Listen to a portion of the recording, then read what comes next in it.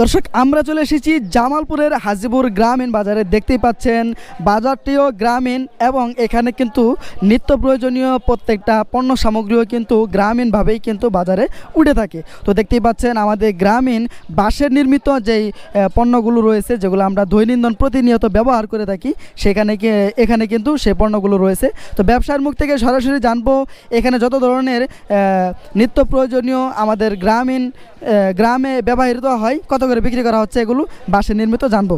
কত করে দিচ্ছেন আঙ্কেল? কুল্লা কত করে? এটা 120। এটা 120, এটা 100, এটা 100 আর এটা 120 হওয়ার কারণ কি? এটা হলো বালা, ওটা তো না, মানে এটা পাকা বাঁশের না? 120 এটা পাকা বাঁশের, আবার এটা নিম বাঁশের না? আর আপনার চালন কত করে? 100। 100। উষা কত করে দিচ্ছেন? উষা আমাদের গ্রাম্য ভাষায় এটাকে উষা বললেন 70। আর আপনার ই কত করে যে আপনার মাছ মারা পলো? এটা আপনার 200। 200 টাকা করে। খাঁচা কত করে?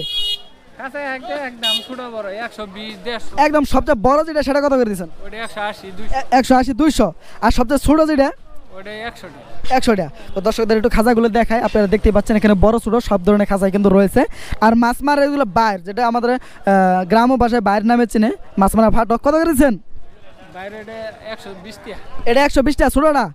আর আপনার ওই বড়টা ওই পাশেরটা? ওটা আপনার 400। 400 টাকা না? খাড়ি কত করে? মাছ মারা খাড়ি কত করে? এটা 200, এটা হলো 350। এটা 200, এটা 350 না? আর আপনার যে বাঁশের নির্মিত যে ঝাড়ু কত করে? ওটা আপনার 60। 60 টাকা করে না? আর আপনার বারুন যে ঘর ঝাড়ু দেয় 25 করে দিচ্ছেন না? তো দর্শক জানতে পারলেন বাঁশের নির্মিত এই পণ্যগুলো কত করে বিক্রি করা হচ্ছে, জানিয়েছি জামালপুর হাজিপুর বাজার থেকে।